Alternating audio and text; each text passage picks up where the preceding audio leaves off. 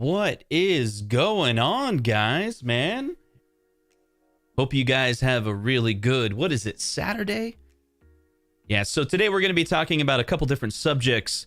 It's all about the weekly wrap-up. So we're wrapping up the week, and I put out a couple of videos, and I want to just kind of go through them and talk about, this is an opportunity for us to have a discussion.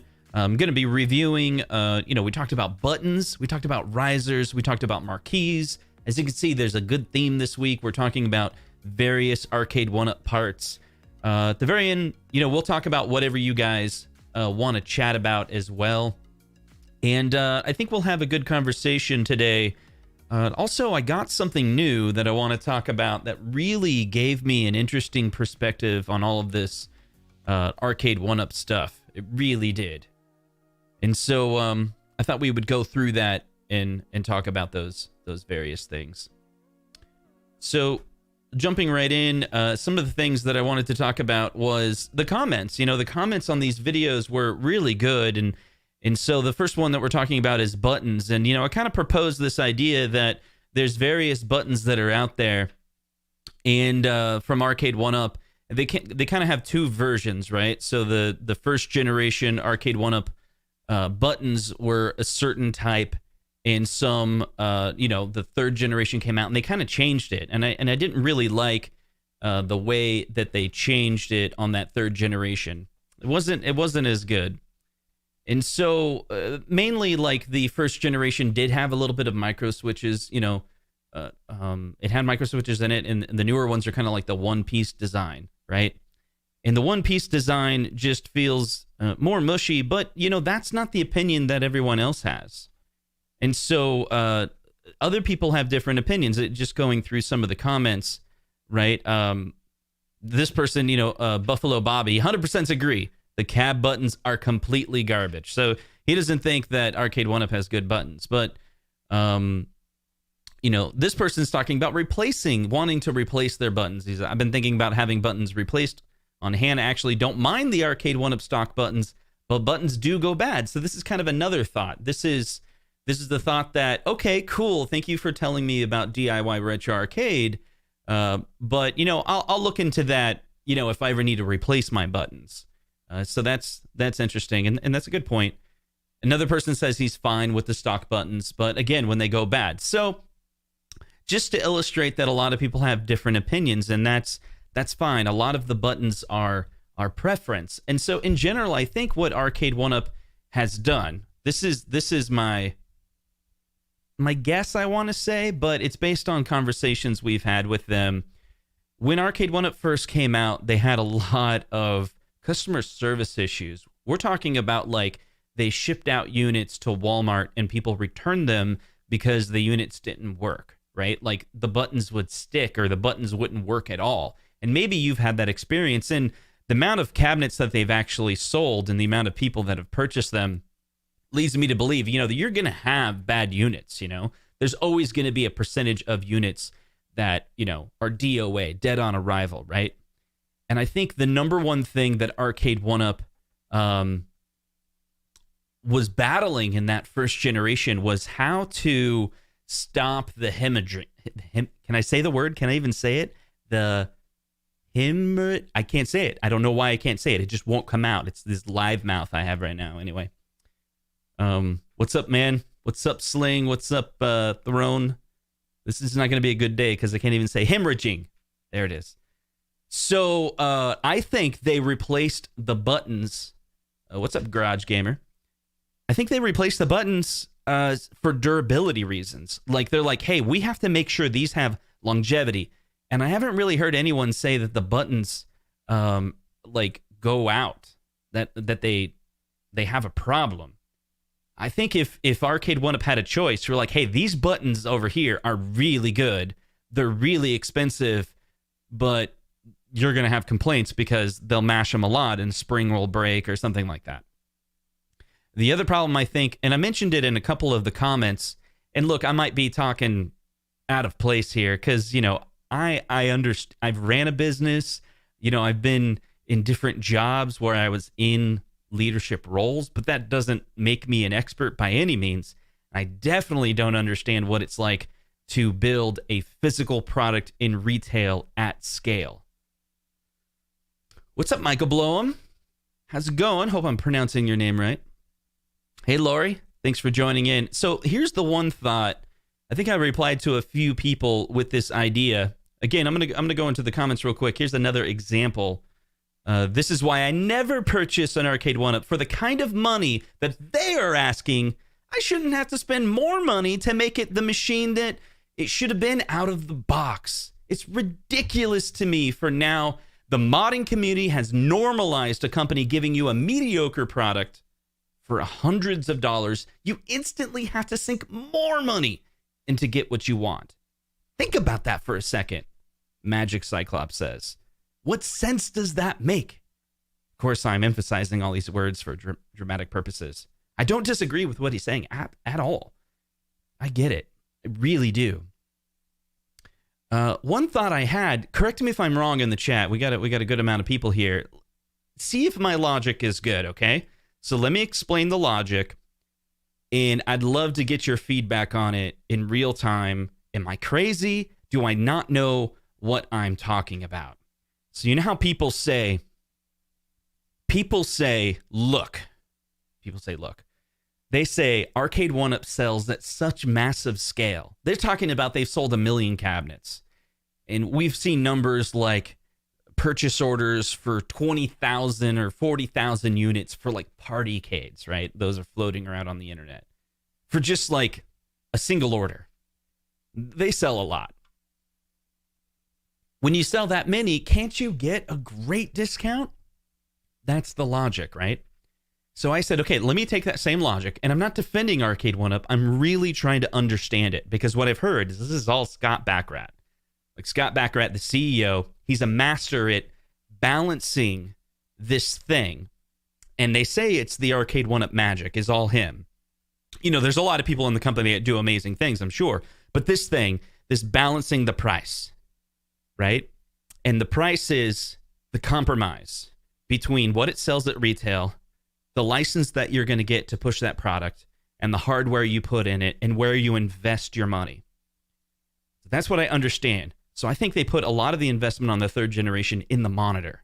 Because if the monitor goes out, that's bad. So they picked the BOE monitor, 4x3 monitor, 17-inch. Really, really good monitor. You may want a bigger monitor. Once you go to a bigger monitor, you have different issues, because the BOE doesn't make a 4x3 that's 19-inch. They do one that's 24-inch, but now it's widescreen. You need bezels. So, and then that's going to cost you more. So there's all this balancing act, right? So here's my thought. Here's something I haven't heard anyone else say, and this is what makes me nervous. If no one else is saying it, maybe it means I don't know what I'm talking about. So at the scale of 1 million, let's say I explained it this way. Let's say you have a small business and you sell 10,000 units a year. Right? And you're thinking about upgrading a part. You're going to spend $2 more on that part. And so the choice that you made is going to cost you $20,000, right? Because you sell 10,000 units a year. And this is just simple. We're not even talking about the ones that don't yield that you have to eat. But let's just, so that cost you $20,000. And maybe as a small business, you can easily calculate this is going to work.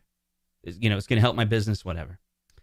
And what if you sell 1 million units and the part is $2, right?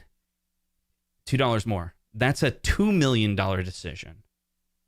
Now, you could argue, yeah, but you're going to sell so many more units if you invest the right amount of money. And that may be true. But I still wonder, on the flip side of it, as an investor, what they probably want to hear is someone say, I just saved the company $2 million by making a decision. They're like, that sounds great. What they don't want to hear is, I invested $2 million in this idea that I have that I don't know if it's going to work. Anyway, maybe I'm crazy. Let me know if you understand what that is. It's just in my head, I'm wondering if, and then we're talking, here's the other problem with buttons. Everyone kept on saying, you got to have Sanwa buttons. You got to have Sanwa buttons. And I hope the video that I made, people understand. I was trying to say it doesn't have to be name brand. It doesn't have to be name brand. The bail lane, if you're not familiar with it, is a not a brand name buttons and sticks. Off the top of my memory, I believe AtGames uses Baolane. No one complains about Baolane. MVSX uses Baolane, to my knowledge. No one complains about that. Arcade1up uses, we understand Baolane, just different buttons. So when they did the Marvel Superhero, we know they went to San Juan Genuine, which was said to have cost a lot of money. But I was telling John, why didn't you just get the same Baolanes that everyone else uses? Even the II Arcade uses Baolane San Juan style in their non-San Juan. Well, they use Baolane in the non-San Juan, and they use Baolane for buttons no matter what. Like if you have the Dragon's Lair, and those buttons no one really complains about. So I think it's the same brand in most of home arcade. I could be wrong. This is based on conversations I've had with Ralph, and we were looking at the brand and trying to find what it was. And to my knowledge, they're all using the same company clone. They sell them at Micro Center as well. You can buy them at Micro Center, and they're pretty good. But they have these ones that are a single piece, no separate micro switch. They sell those, and I think those are basically the same as the Arcade1up, and not a lot of people like that. So it's not really you have to spend so much more unless that so much more is really expensive from that same company. But again, I think they're not listening to buy the more expensive buttons because they've already solved that problem. I think the problem they were trying to solve was the hemorrhaging. I can't say it again. Come on. They were bleeding because, you know what I'm trying to say, right? Their original buttons had faulty issues sometimes, and people would want to return them. Anyway, rant over. So Stringer Films, thank you for the super chat. He said, I added a 4-pound spring and cherry to the Gen 3 sticks. I must say they are actually quite nice. I've heard of this as well, where the spring, some people say they're feeling they feel the stick and they're playing with it, right? And it's the tension that gives the illusion of poor quality. And if you increase the tension, it improves the feel, which makes it feel really good. And now it's higher quality. Wouldn't it be insane if the sticks, it was just if Arcade1up just used a slightly better spring, a lot of people wouldn't care about, their sticks would be great, I don't know. So it's an interesting thought. So King says, you are crazy and you know what you're talking about. Yeah, I never thought that it could be both. That's a good point. Let's see, Tyrone said, I've been buying HAP buttons with cherry micro switches from Focus Attack. Those buttons feel great. So Tyrone, if you're still here, I'm kind of behind on the chat. Some people were asking about that I haven't tried the HAP buttons. They said they ran in, this person said, I can't remember who it was. I'll need to look that up. They said that they got the HAP buttons, but they were too long. And then they were I think they were bumping into each other. I haven't tried the HAP buttons, but I've been thinking about buying a different variety just to get the experience with the different buttons. Ryan agrees that the 4-pound spring makes a huge difference. Yeah, Michael, you're talking about that buy in mass and you can get a good deal. Maybe that's true. But then I'm also thinking at the end of the day, it increases production cost. And then when you times that by how many units they sell, there's going to be a piece of paper that says this is increased our cost. And I think those prices are pretty fixed. I don't think they really have the ability to raise the price much.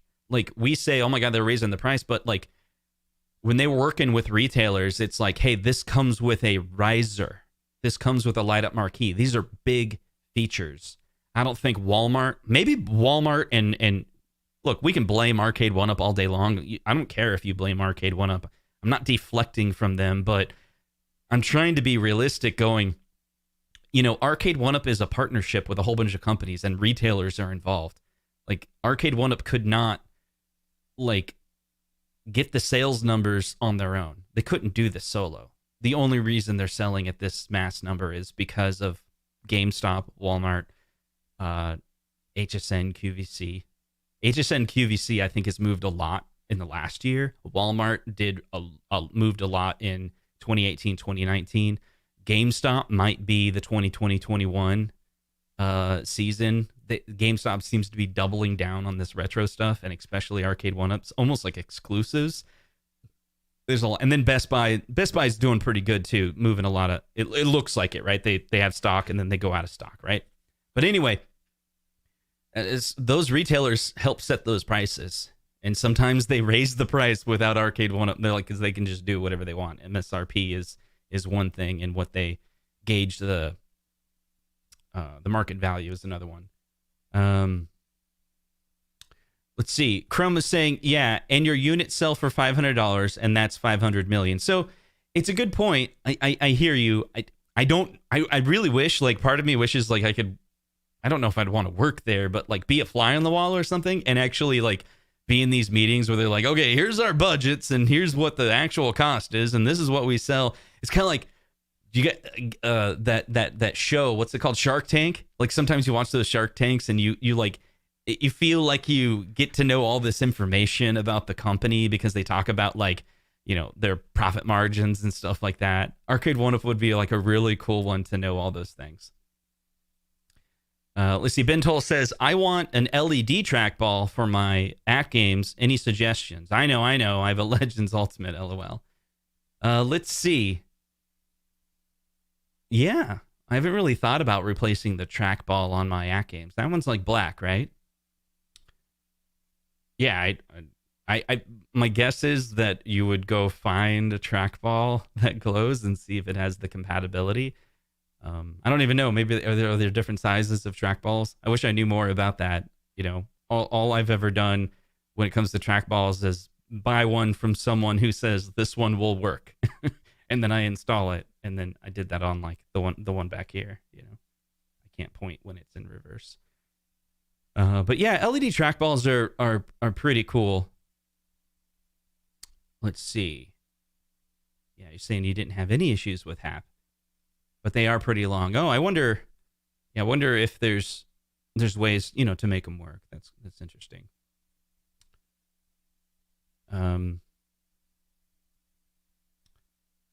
Michael B says Glenn's retro show is awesome on a trackball for AtGames. It's awesome. So I maybe Michael is saying that it's compatible. What's up, Neo Severa? What is going on? You've been on fire lately, man.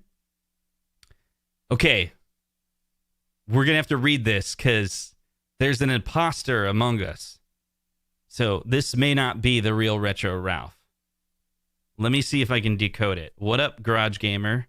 I should be playing Back to the Future Pinball, but I'm watching console kits instead. Sup, Justin. Ralph, text me if that's really you, because I don't think it's you. Because you don't say sup. I don't think you say sup. Anyway, so let's move on to the next topic. So we talked about buttons. What are we talking about next? We are talking about the riser. You know, this was a video I put out earlier today about the riser. Is really just a very simple concept that you know, this was a story of my experience, right? So this is the very first cabinet that I saw, and it had no riser, and I was like, this thing's gonna be tiny, I'm not gonna buy it. So then you know, but then I saw the riser, and then I think that changed everything. It changed everything for me, and then a whole bunch of other people agreed. And this was interesting. You put out a video, you're always going to get people that agree with you, and you're going to get people that disagree with you. And what was surprising about this one is there was tons of people. I've kind of jotted down some notes here. This one had a lot of comments, so I'm not really sure if I can find the ones that I highlighted. I'm going to try to do a better job next time. Lori, that was great. Riser, I barely know her. That made me laugh a lot. Okay, anyway, so with the riser, some people had the opinion, let me know in the live chat if you agree with this or not, that it should have been a bar top, that Arcade1up should have been a bar top the whole time. that the MVSX and the iArcade, they're the ones that have it figured out. Really, almost the Legends Ultimate for that part, because the whole point is, where's the seam? That in my head, that's where I'm thinking.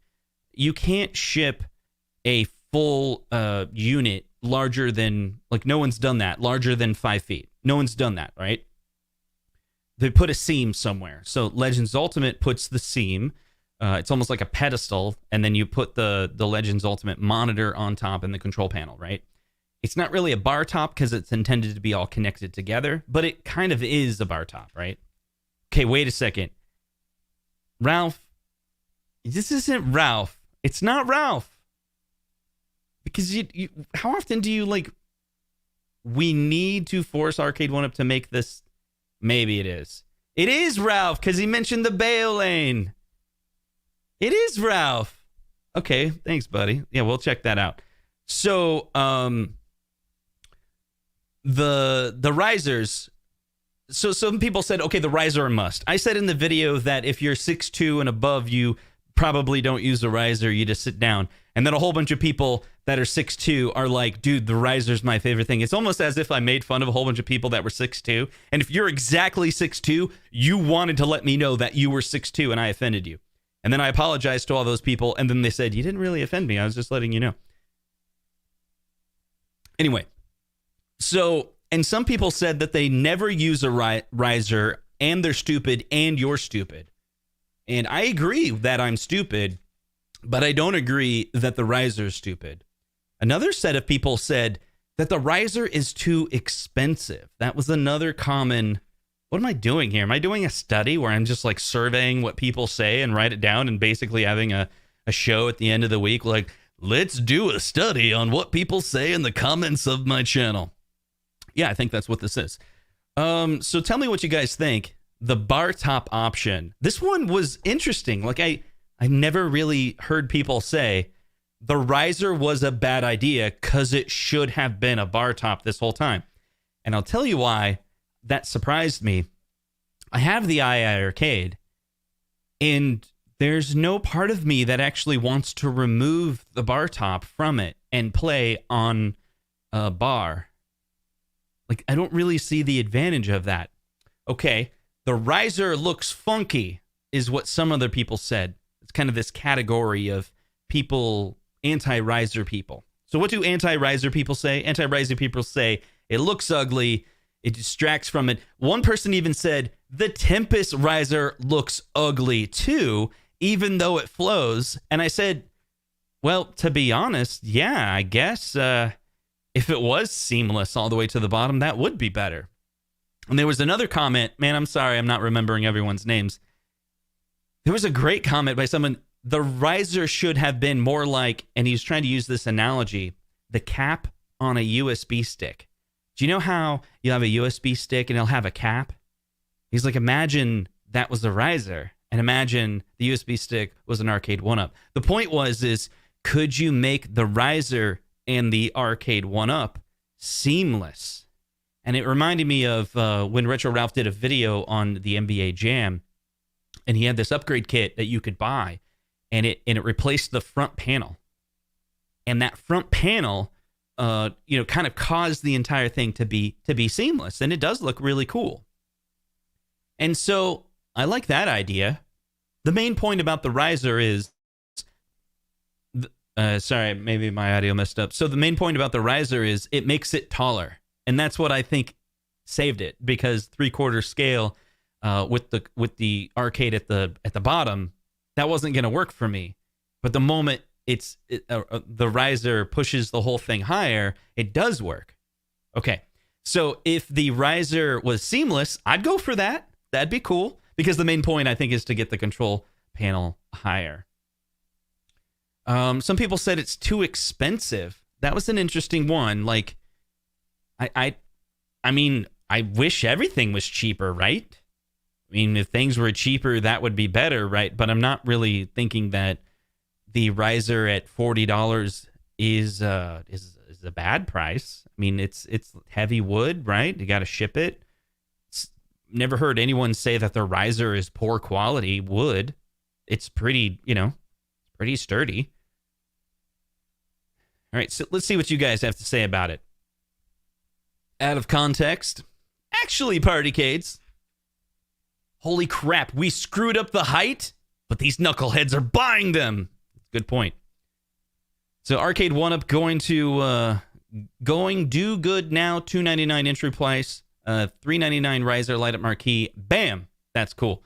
You know, one thing I didn't catch, did anyone else buy, I think if Ralphie's still in the channels, did anyone else buy the 40th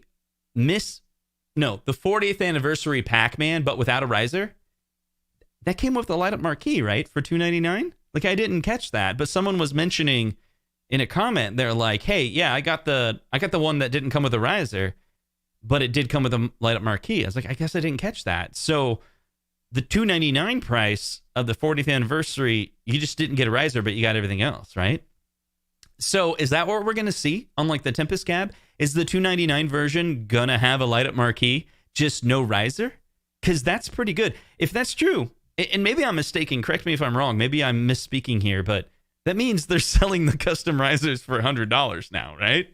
So maybe the risers are too expensive.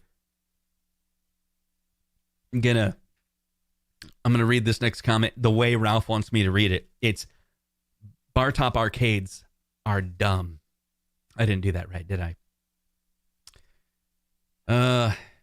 I'm not very tall, and risers are an absolute must. There was a lot of people on that video that just said absolute must, absolute must, absolute must.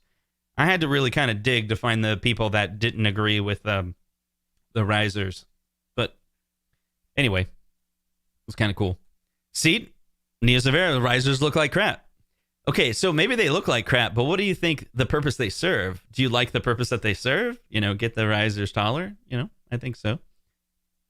See, here we go. I guess I make fun of a whole bunch of people that are 6'2". This is what I do. I'm not really making fun of you, but he says the risers are necessary for that height as well. Now, if I start talking about people that are 6'3", we're going to hear a completely different story, right? So Ralph makes a good point. If you have a bar, then maybe a bar top is for you.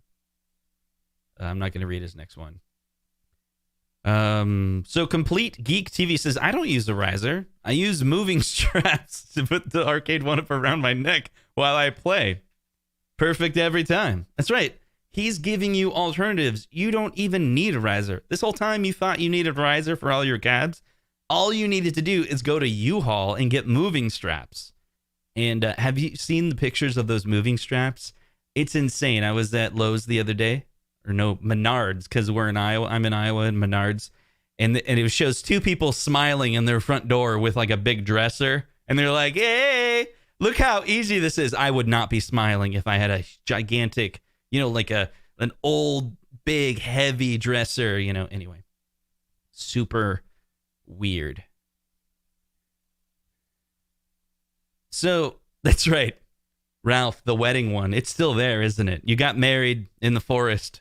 And out there in the middle of nowhere, there is still a 40th anniversary Pac-Man just sitting there. That's funny. Yeah, so let me try to catch up with the chat here. Save big money. See, he knows what he's talking about. Save big money at Menards. Yeah, Lori's loving all these ideas. She's going to U-Haul tomorrow, and she's going to stock up on those moving straps. You gotta go quick, Lori. With, you know, the risers being out of stock now U-Haul is going to have a rush on their moving straps. It's going to be crazy.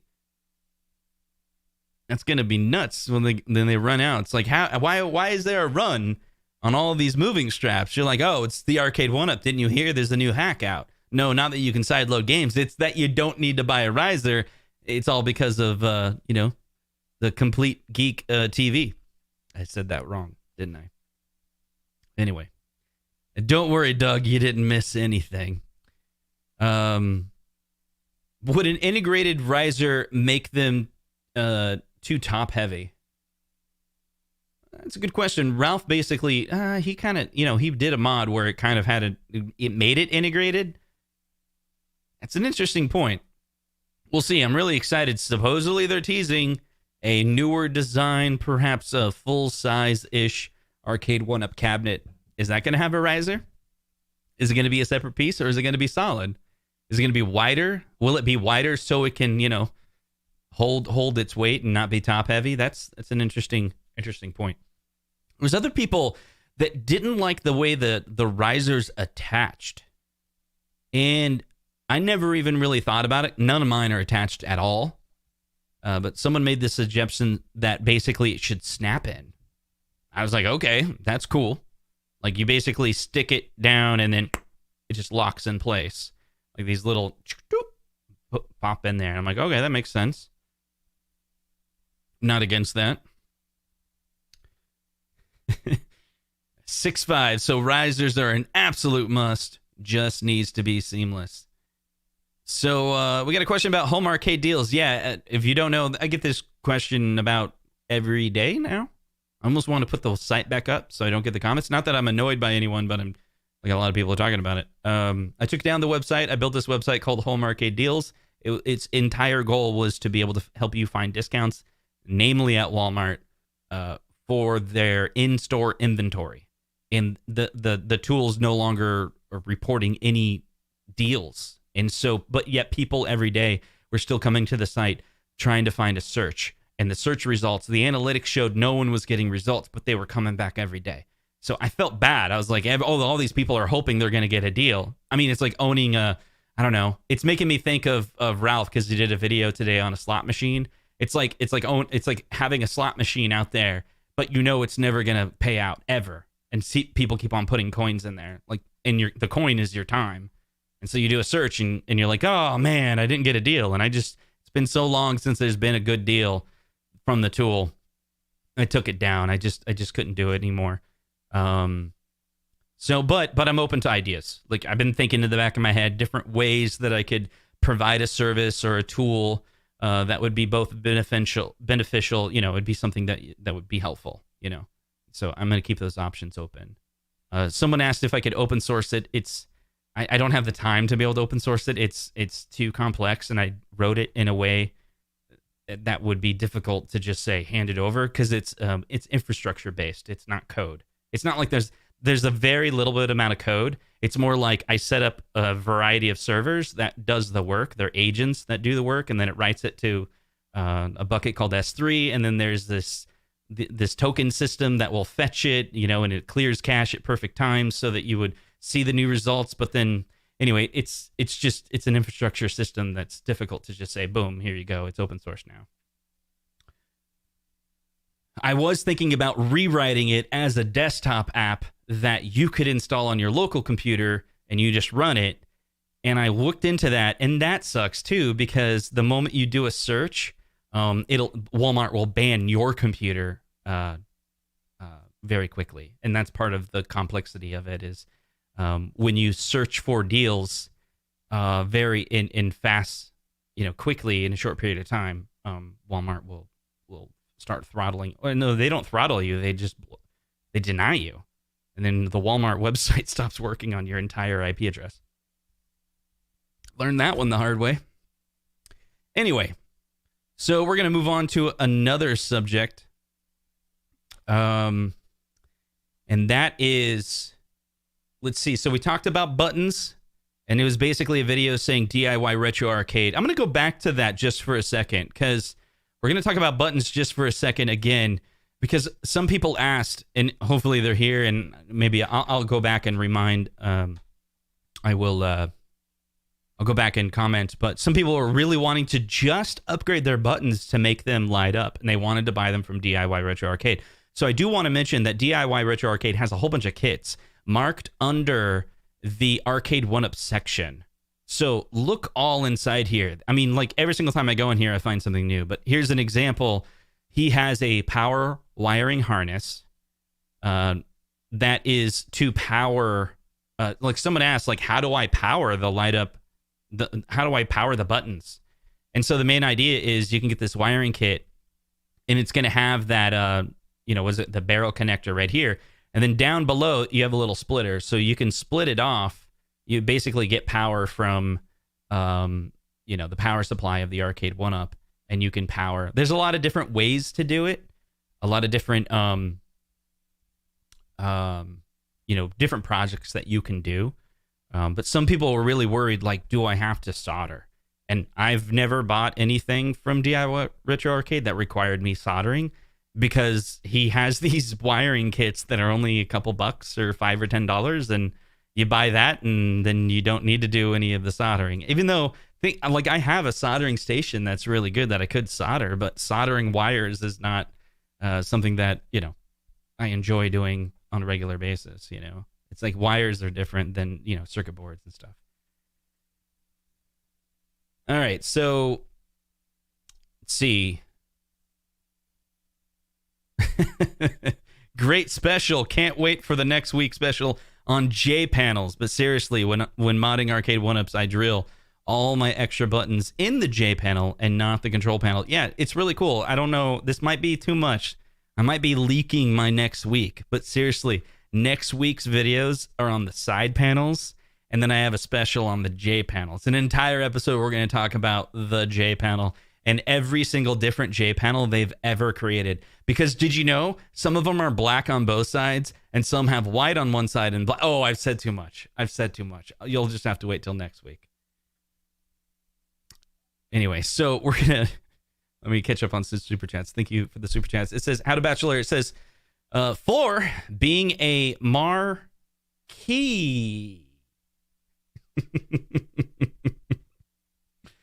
Nice. And then Crummy saying, DIY Retro Arcades is moving. Today is their last day to get anything shipped until they finish their warehouse move. It's on their website. That's right. On their website right now, it reads, we are in the process of moving warehouses. So control panels is CPO? Does he mean control panel, or what does he mean? It says they're off now. The entire store will stop taking orders on 2/7 until we are fully moved and set up. All existing orders will be shipped Monday 2/8. So very good point. Thank you for the donation. And okay, so the next, the J panel talk will put the children to bed.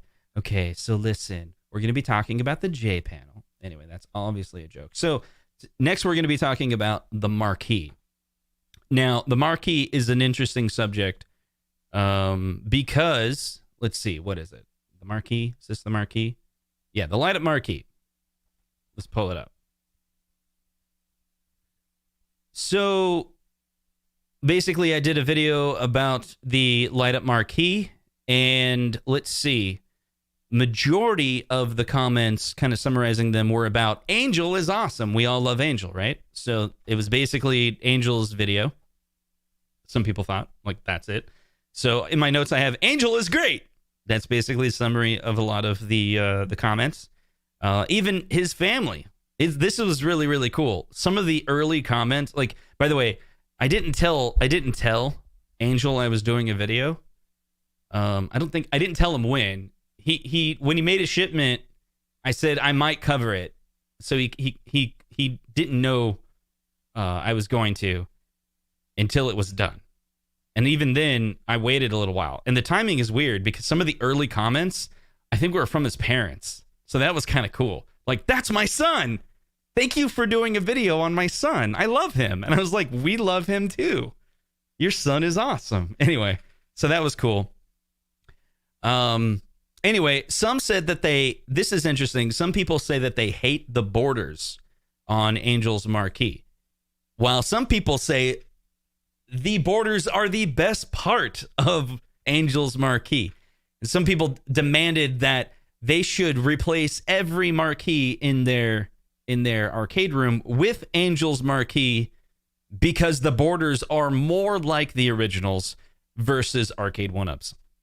Someone said, I'm going to replace my Marvel Superheroes light up Marquee with Angel's because it has a border, because the border is cooler. Just want to make sure that the artwork will fit inside. Someone else is basically saying, are you kidding me? They weren't fighting. These are just me noticing conflicting comments from one person to the other. They're like, the only reason why I won't upgrade to Angel's Marquees is because, like, the Marvel Superheroes is a really big marquee, and I like it with no seam, no borders. So people have different opinions. Other people said that Angel's artwork is washed out, and they get it somewhere else. And some people say his have the best artwork and have the least amount of washout. So again, people have different opinions on it, but overwhelming amount of love coming to the Marquees made by Angel Otero. A lot of people complained. I would love to buy from Angel, but I don't use Facebook. So I did update the comments that people said that, and update I provided his email address. Hey, if you wanna get a light up marquee from Angel, it's like thisabilities at gmail.com. You go to the video, you'll see the email. You can email him. I heard back from a couple people that they're like, they messaged me and like, Justin, you're making me spend money, but like, I'm really looking forward to those marquees, so I forgive you. And they just reached out to Angel, and he explained to him, basically, which cabinet you have. Most people are just, you have the first generation or second generation Arcade1up, and it lacks the light up marquee. Now you want the light up marquee, and you tell him what artwork that you have. Say it's a Galaga. So you're like, yeah, I have a Galaga machine. Can you give me, I want to buy that. And then he wants to know if you modded it, basically because there's different wiring versus if you, basically it's all about the power supply, right? Do you use a Pi, or do you use the stock? And so I have both. I have a handful. I haven't done like the Pi marquee yet. That's on my list, but I did buy a kit from Angel for that. But I really love the design. It's pretty clever where you can tap in, and that's what the video is mainly about. It's focusing on how he provides the kit so that you can tap into the power switch on the stock Arcade1up. And I love that. You flip the switch, everything turns off, everything turns on. Your marquee is tied to your switch. No soldering. That was really cool. I'm so glad I made that video, because there was at least 2 people, maybe more, that I remember that they said they've already bought from Angel, but they didn't know how to wire it correctly. And so theirs was set up to always be on. And then they're like, hey, your video where you said like it can all wire it in. He's like, I just redid it. And this guy said all 6, I think it was 6. I have 6 marquees from Angel Otero, and now all of them are configured correctly. So that was worth the video right there, where someone said they missed that step. They didn't understand it. It was confusing. I knew it was confusing. That's why I made it the highlight of the video. And even then, it was kind of hard to explain. I did my best. I was like, how do I make it short and sweet? Boom. There we go. Let's see. How to Bachelor says, for a tasty brew or 2. Thanks, How to Bachelor. Very good. Zohar says, Justin, are you pretty much done with game streaming, i.e. Mario Kart? You know, it's interesting. I'm not. I recently was like, had this hunger for hanging out and just streaming with some friends. Nothing YouTube related. We could do something like that if you wanted to, but basically just do some game streaming with some friends. Mario Kart would be a lot of fun. I think it would be a good stress reliever to play some games like that. And a little extra stress in my life the last couple days. Anyway, so that's the coverage. The video's not over. We're going to continue to have discussions, but that is the wrap up of my week, where I was covering the buttons, the risers, and the marquees. And I wanted to re-explain that with you and kind of share some of the comments that people had. But now we're going to open it up to talk about whatever you guys want to talk about. So do me a favor and, I don't know, start your message with a dash or something to indicate that this is not just a conversation you're having with someone else, but you have a topic that you would like to discuss, whether it be a question or just something that we can explore. And while we wait for that, I want to tell you, oh man, I didn't prepare this. I wanted to let you know kind of an update. Man, so I picked up, finally, the PlayChoice 10. I have it in my house. And I can kind of show you pictures, I think. Can I show you pictures? They're not great. I'll probably do a video on it later. I guess this is proof it's in my garage. It was in my garage the other day. Hold on, it'll focus in just a second. So it looks great. That's with it not turning on. Wait, what's this? We're doing a show tomorrow. What? We're doing a show tomorrow for Super Bowl halftime with Cyrus and John, just letting you know. Okay, sounds like we're doing a halftime show tomorrow. Thanks for letting me know live. Sounds good. So this is the PlayChoice 10 running. Anyone know what game that is? Come on, you know what game that is, but I just want to see you type it. There it is. I want you to tell me two things. What game is that? And tell me the quality of that monitor. What is the quality of that monitor? There is only one right answer. The quality of that monitor, I want to know. So today, my buddy Jason, there we go. My buddy Jason came over. It was all tough. We're like wearing masks and trying to be distancing and all like that. And he helped me get my PlayChoice from my garage to my office. The goal was to get it into my basement. That didn't happen. And that's what I've learned. I have a whole new respect for Arcade1up now. Basically, this concept of, okay, I got this machine. It's amazing. It's awesome. I turn it on. It looks great. The guy came over and said, okay, yes. And the answer is bright and tight. The monitor is bright and tight. So the guy that refurbished it, he put the new stickers on the side and he recapped the CRT and we turned it on. He comes over to my garage. It's super cold in Iowa, but it just came from a heated garage and he lives like a mile from my house. And so it was still warm, right? He's like, I wouldn't turn it on when it's cold. And his son's like, it's still warm. So we plug it in, turn it on, and I don't have a heated garage or anything. So we were like just testing it out really quick. It was great. Like the CRT looks so amazing. And then like I'm playing it. It's all original hardware. The joysticks, playing Contra, just, oh man, it was so great, right? And I'm like, okay, thank you so much. Really appreciate it. We'll talk later because I got an MVS coming as well, like an original Big Red. And he's like, yeah, that one should be done like next week. So I sat here and I'm like, okay, how am I going to get this into my house? I have 3 steps. I've never counted the number of steps I have in my house. It's a tiny porch, these little tiny steps to a porch, and then to get into the house. And my wife is not in a position to be able to help me because she has an injury.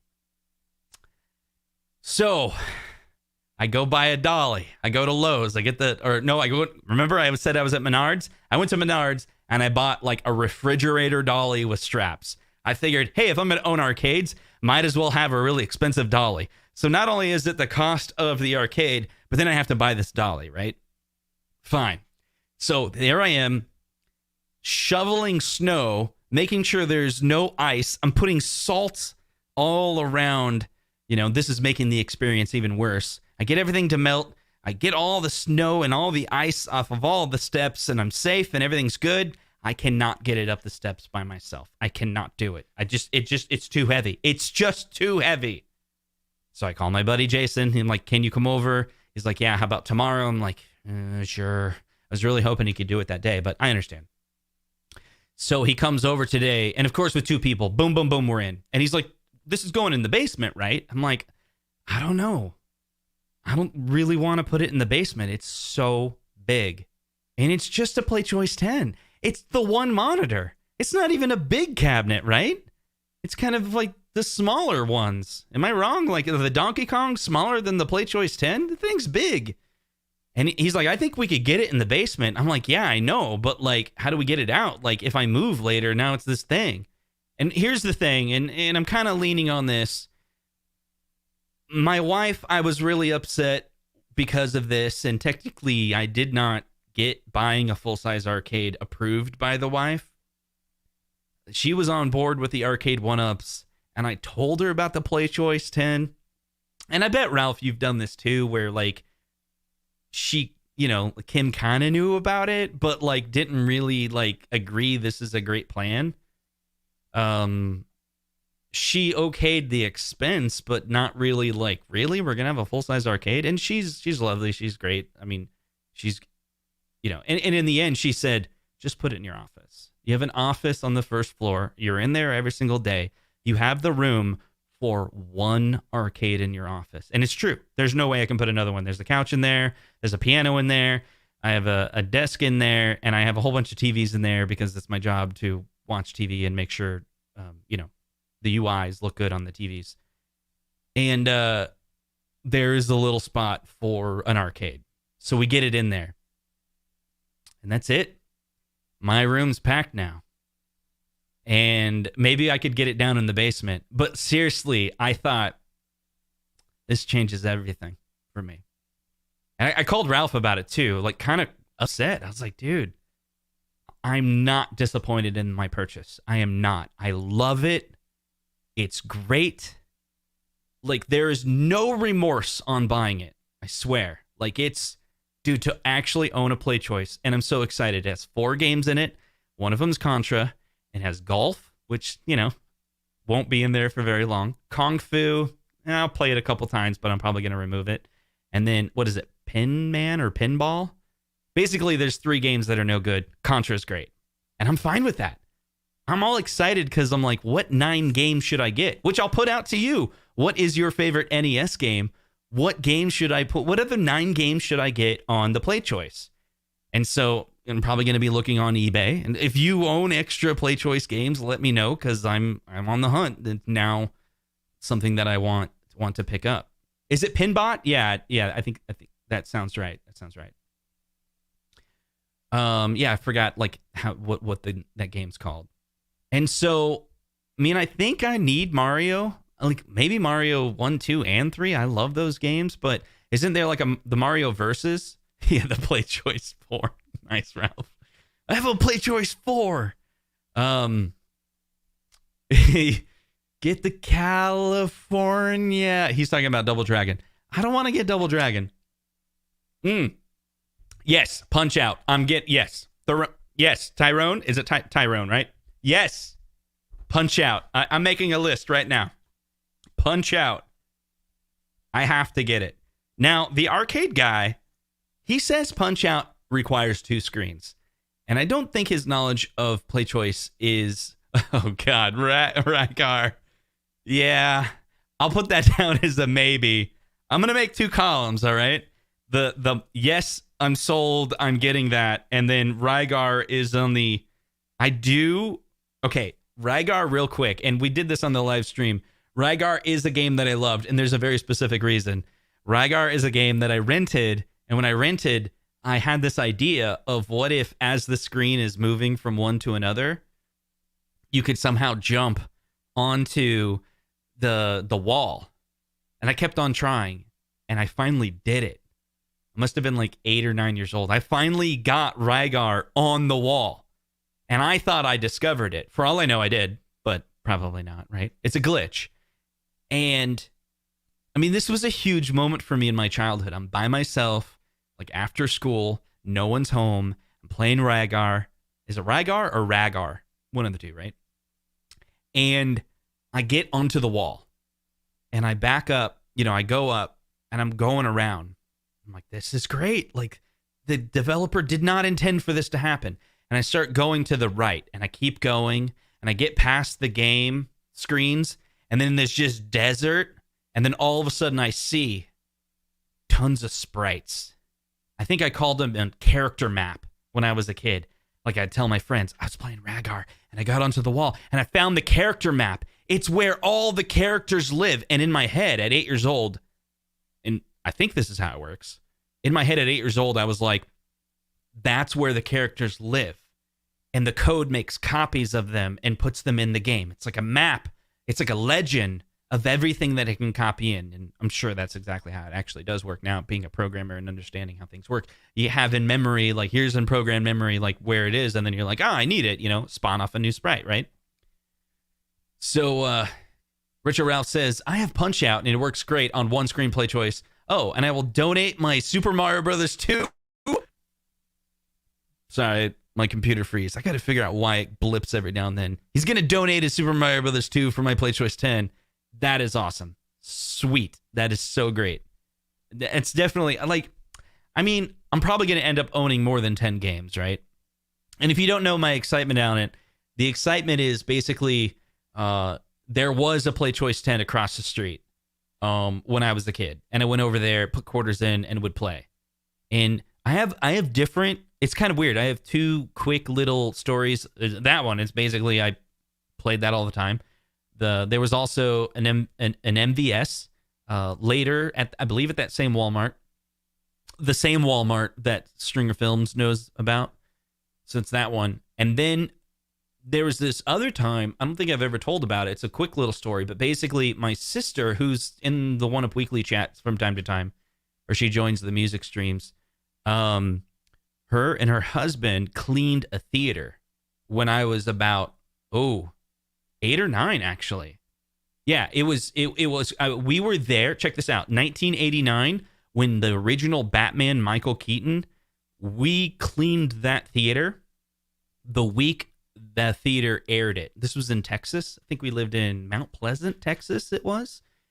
And there's a theater there. And so because we cleaned it every night, we like had a janitorial service, we got to watch all the movies for free.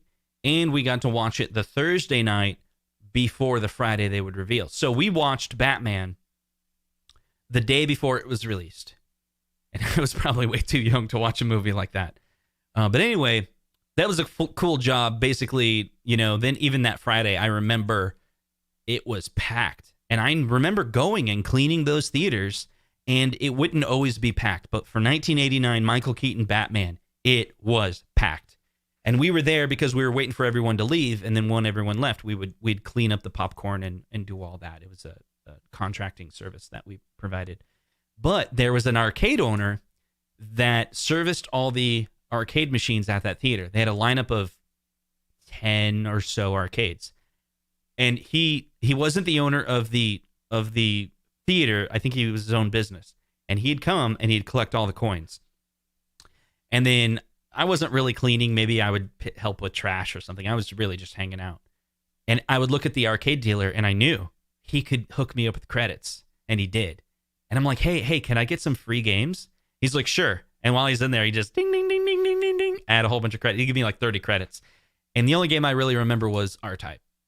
There was more, but R-Type was there for sure. And so even though that's a big part of my childhood, like, I played a ton of R-Type in the arcade when I was 8 years old. It's not like a cabinet that I like really calls to me, but the PlayChoice is, because I played that when I was more like 12 or 13. I think the age makes a difference. Anyway, let's catch up on the chat here. My favorite at Walmart was the blood pressure game.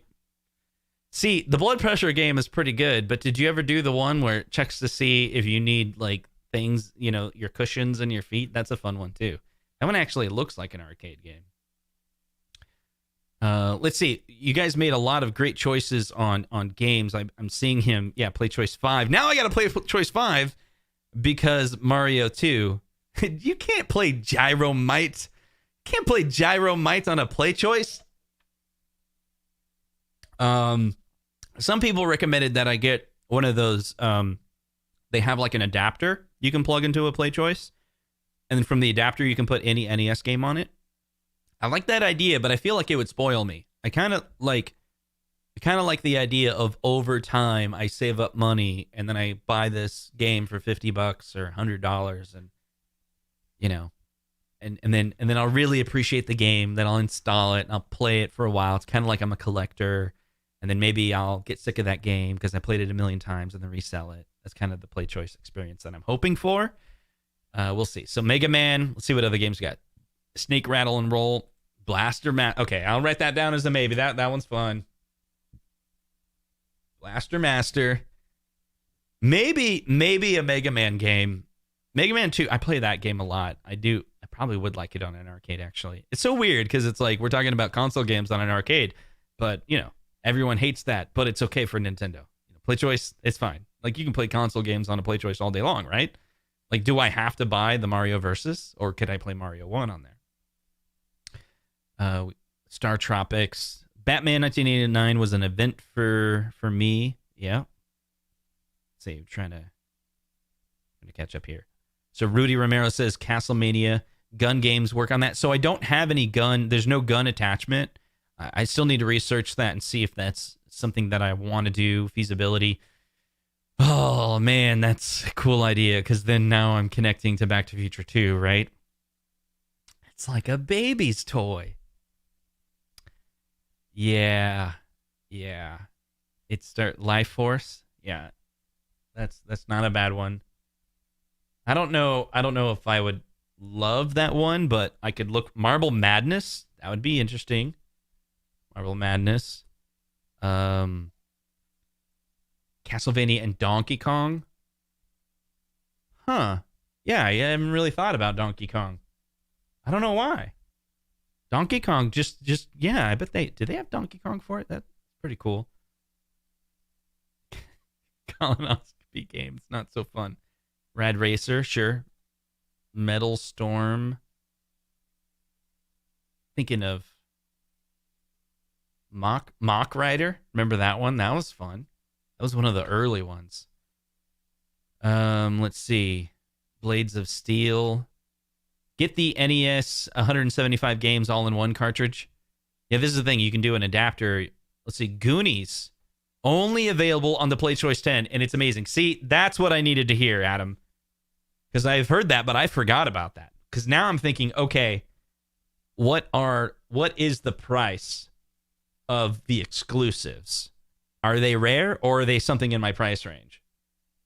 Because if it's exclusive to the PlayChoice, that's cool. That's why I was thinking about like I think you can get verses for PlayChoice, the Mario verses. I'm not 100% certain. This is my first PlayChoice, so I don't know. Yeah, that Goonies is great. Yeah, I'm putting a couple check marks on that. I mean, a lot of people saying it's great. That's good to know. Good to know. Turtles arcade game. That's a cool one. Turtles arcade game. RC Pro-Am, okay. Okay, so that's the subject about the PlayChoice 10. Thanks everyone for commenting about that. Did anyone want to talk about a different subject? I think I may have missed if there was anything. If you guys have any questions, make a comment in the live chat with a question mark in front of it. The next few days, I'll be thinking about the content that I'll be making for the following week. And I do want to mention that the last few weeks, I've been making a lot of content, and I want to thank everyone. There's two reasons why I want to thank you. If it wasn't being watched, then you're just posting videos for no one to watch. But the other thing is, I get a lot of the ideas for the videos that I make from the community. I read all the chats, and people. It's not like people are saying like, "Hey, make a video on this." I mean, sometimes they do. But I see common questions, and I'm like, oh, that's a subject that, like, I'd love to talk about, and a lot of people have questions about it. So instead of answering the questions, and I'll like answer and be like, okay, here's the short thing on it, but I'll do a video on it.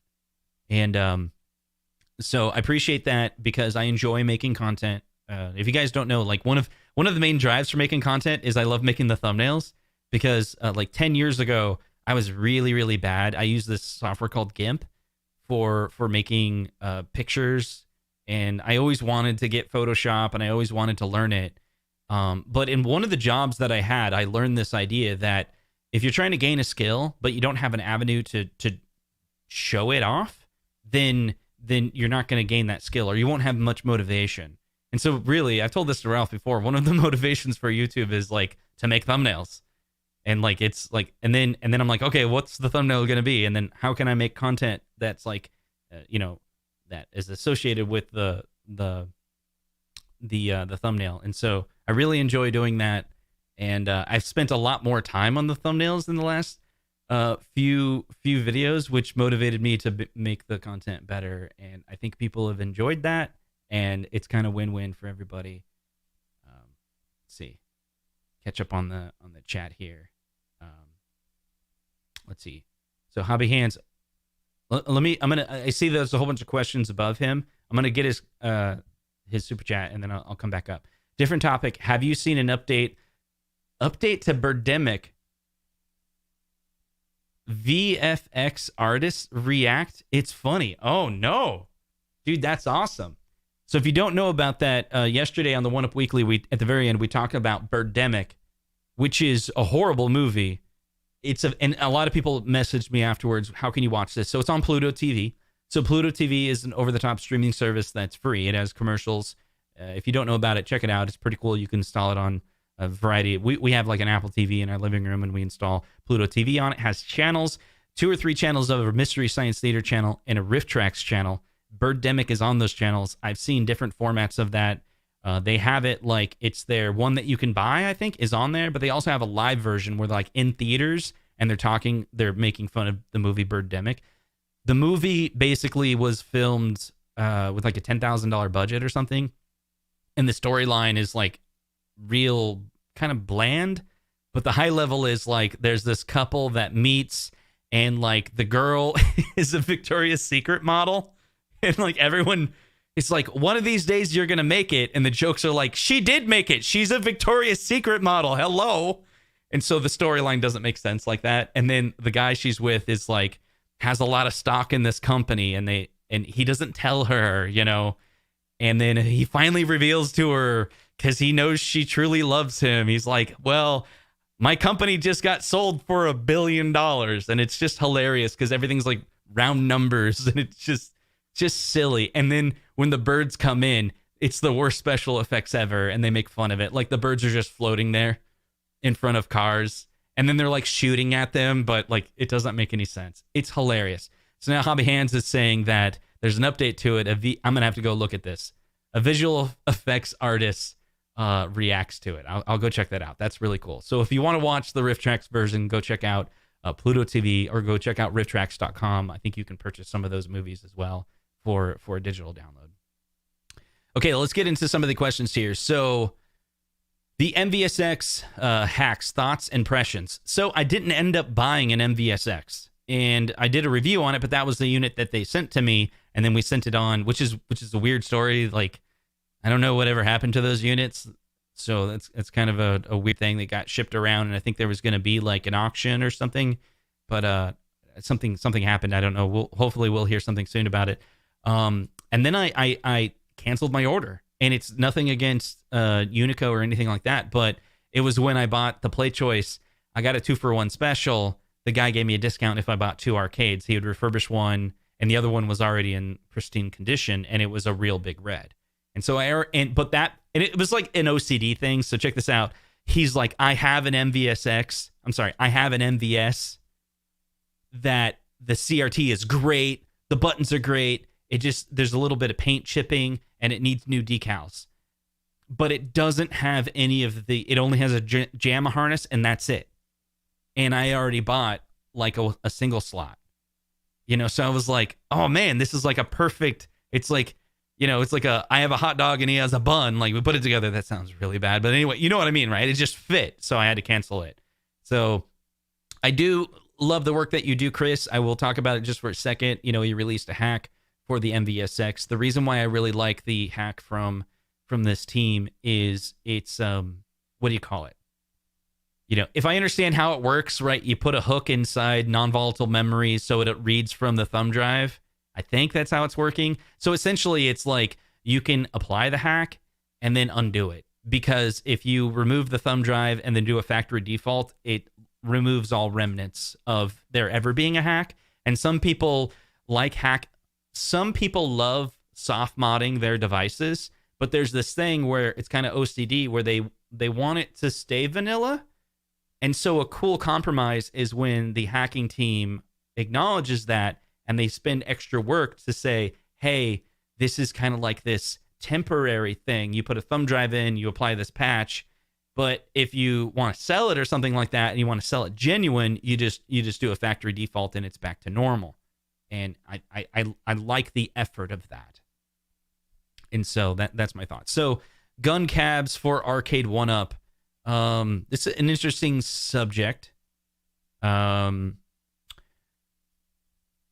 So what we've talked about before was we have a feeling that the very first Big Buck Hunter was, they put it out there, but they're going to take a break. We're not going to see a second one. I think Ralph says it like this. They'll let that one breathe, because we saw no signs of John saying like, oh, just around the corner, we'll have another one.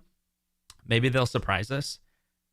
We've talked about, I think Time Crisis has basically been leaked, confirmed for next year.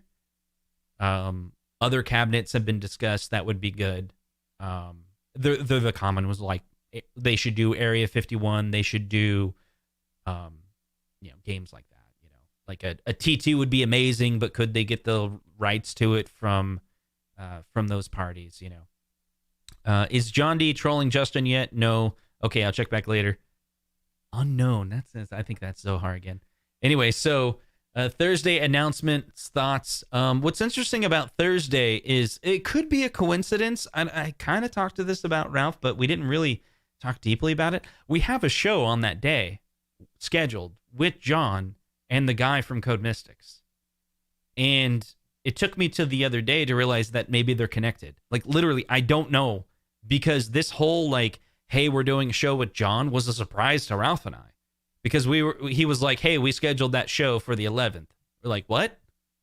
Like, yeah, we're going to have a show with Code Mystics. We're like, oh, sweet, Code Mystics. We'd love to do a show with Code Mystics. He's like, yeah, it's on the 11th. And then meanwhile, there's all this talk on the forums. They're like, hey, the 11th, something big's being announced. And I was like, oh, I don't even know what that is. And then later I was like, hey, we're doing a show on the 11th. There's a big announcement.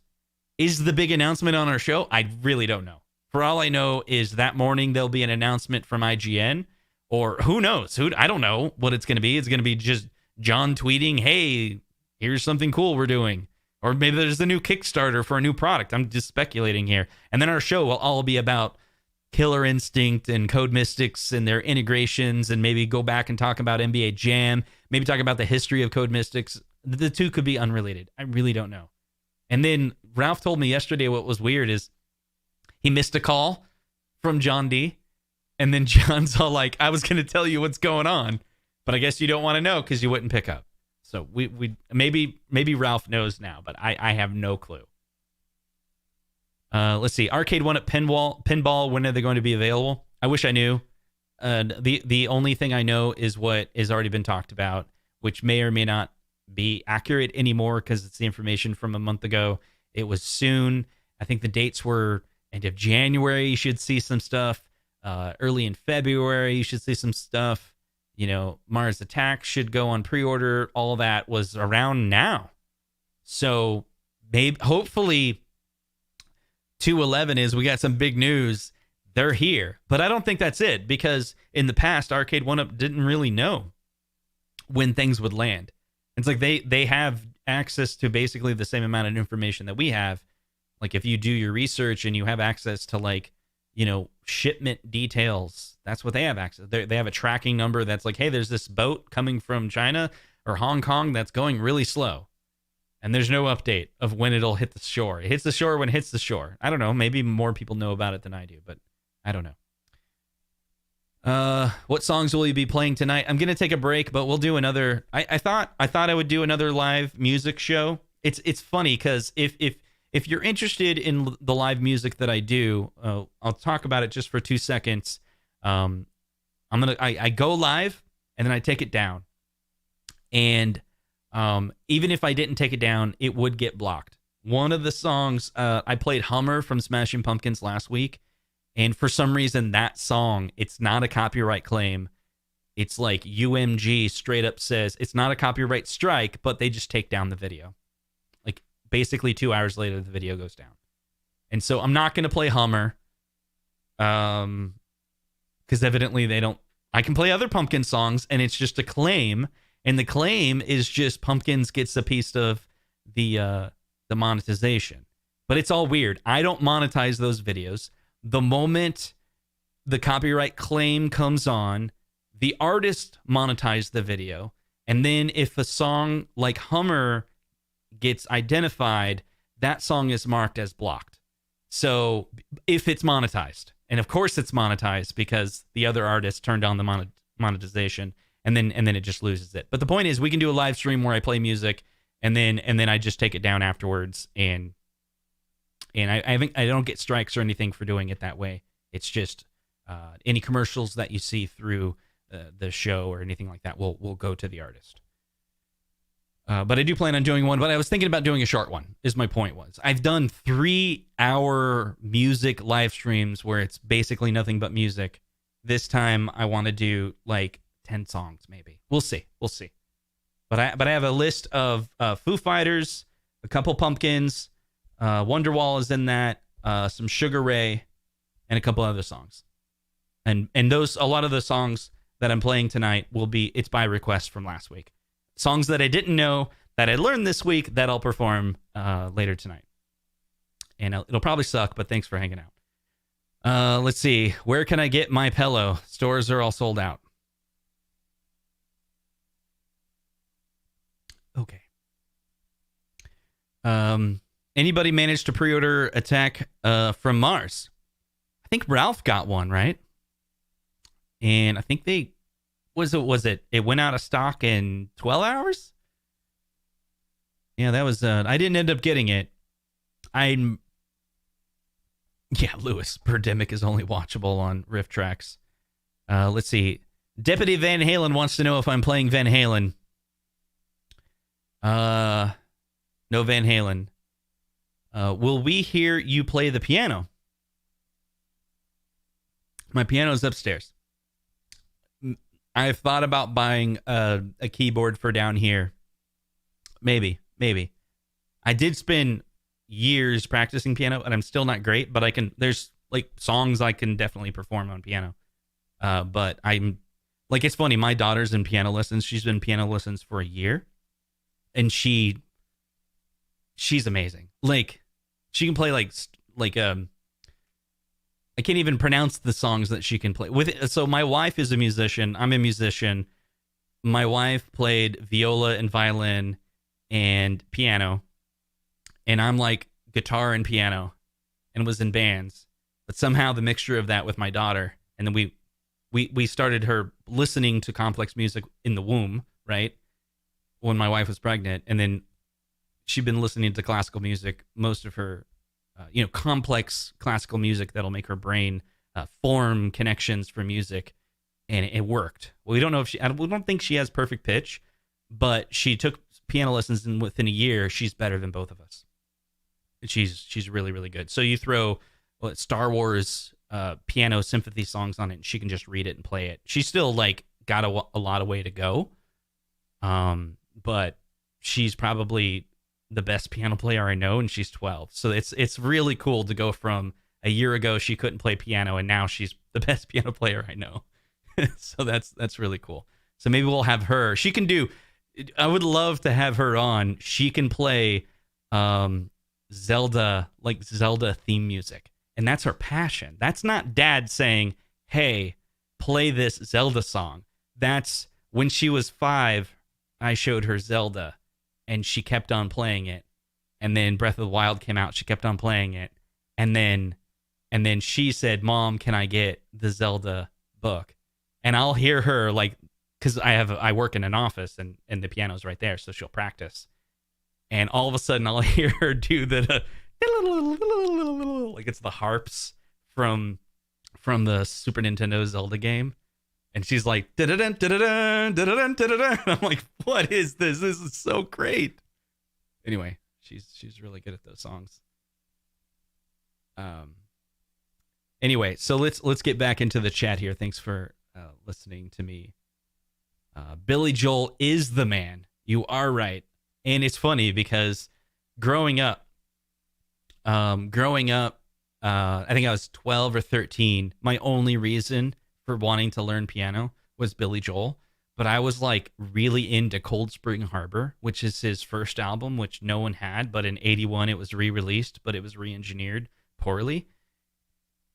And I would sit there and try to play his classical piece called Nocturne over and over and over and over again. I still haven't mastered it, but I can play it kind of. And then later, by the way, someone remastered the original that was on a record and fixed it. And I listened to that version of Cold Spring Harbor now, and it's amazing. It has symphony in it. Like one of Tomorrow Is Today, which is one of my favorite songs by Billy Joel. In the 81 version is just piano. But in the re-release, it's like it's on YouTube. Someone just took the original record and then pitch-tuned it correctly so that it's like the right speed. And it has like this big orchestra in it. It sounds like Beatles. It's great. Anyway, I don't know if anyone knows what I'm talking about because Cold Spring Harbor, like no one knows that album, I don't think. Hit one in the chat if you know what I'm talking about with Cold Spring Harbor. But I assume most people familiar with like Piano Man and his 70s hits like The Stranger or Glass Houses, 52nd Street, A great one is when he went to Russia, the Coept album, or what was it? Songs in the Attic is really great. But Cold Spring Harbor. Oh, quick story about Billy Joel. So Cold Spring Harbor, my brother, in the last few months, during COVID, he's had to travel for work. He did two things. The last thing he did was he went to a studio to help produce a couple songs for Imagine Dragons. So he's a producer, and he helped produce them a long time ago, and he's working on a couple songs for them again. So that's exciting. The other traveling he did was he actually went to Cold Spring Harbor. So he went on a vacation during COVID. It's one of those, we're going to go sightseeing, but interact with nobody, right? Like sleep in I don't know if they slept in a car or hotel or what, but they go to Cold Spring Harbor. He's sending me pictures of Cold Spring Harbor. And then he goes to the downtown area. No joke. Billy Joel's there. He sends me a picture and he's sitting on a bench smoking a cigar, straight up Billy Joel. Like my brother saw him. I mean, it was so exciting because he's text messaging us. I'm here at Cold Spring Harbor. This is so great. Like this is where, the album that he wrote, it's all about this. And he lives really close to that town. And then he went to this. It was super exciting. Anyway. Yes, still rock and roll to me. Now you're getting me all excited about Billy Joel. Maybe I got to write down Billy Joel for a song tonight. We got to do a Billy Joel and see if he blocks the video or not. Hopefully Billy Joel and the record companies. I don't know. He's got a lot of different record companies. It should be okay. Deputy Van Halen's like, Billy Joel, you mean Billy Idol, right? Play Dancing in the Moonlight. I don't know what that is. I'll have to look that up. Gotta have some Foo Fighters. Yeah, we'll do some Foo Fighters.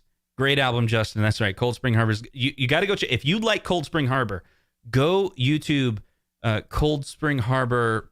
It's like the record. Cold Spring Harbor. It's like the original record. Repitched. It's a different album. There's entire songs that are someone took the original pressing of the Cold Spring Harbor and redid it. And it's crazy. I downloaded, I ripped all those songs literally on my phone. I have a Cold Spring Harbor fix in my album list that I listen to that mostly. I go back and forth, but I listen to the fix. Like She's Got Away is completely different. There's multiple pianos in there. There's songs that have guitar in it that don't have guitar in the re-release version from 81. It's some engineer went in and just redid entire parts of the song. Literally, he redid drums and bass on songs without Billy Joel's permission. He's just whatever, I don't care. You're going to release an old album of mine? Sure, give me royalties. But the original has some stuff on it. Anyway. Let's see. Ooh, that's Hazard. That's good. It got my attention. So Arcade1up, is Outrun music accurate or Frogger wrong? Good question. I wouldn't be surprised if it's wrong. I know some of those licensing issues, that's a list their lawyers have to work with. And sometimes it's, when I was talking to them at CES, they were saying it's not always the, that they have to pay. It's the person who owns the rights to certain music can't be reached, and they don't know how, or is dead, and there's no one to sign off on it, and so there's risk if they keep the music the same. So I guess that's happened. I think that was the way with the Frogger artist or something. They couldn't find the person. It's just a challenge. Let's see. So I don't know the accurate answer to that. I wish I did. So Mike says, I live in Long Island and have bumped into Billy Joel a couple times, mostly at Nassau Coliseum, though. Yeah. Let's see. All right. Music is like magic to me. I fully enjoy it, but I have no talent to repeat. 18-year anniversary tomorrow. Had a bachelor anniversary to what? What is it? Like are you married? I didn't know. I thought you're not married because you're a bachelor, right? I thought that was the whole thing. You're single, right? You got to let me know, Had a Bachelor, what your anniversary is for. Maybe I missed. I'll dance with you, Randy. Bring in all the single ladies. See, now I'm confused. 18-year anniversary. Oh, yeah, I'm lost. I don't know. You'll have to tell me. Anyway, so we'll wrap up for today. Thank you so much for joining this. Billy Joel anniversary. Is that it? Yeah, marriage, separated for 14 and a half years. Billy Joel anniversary.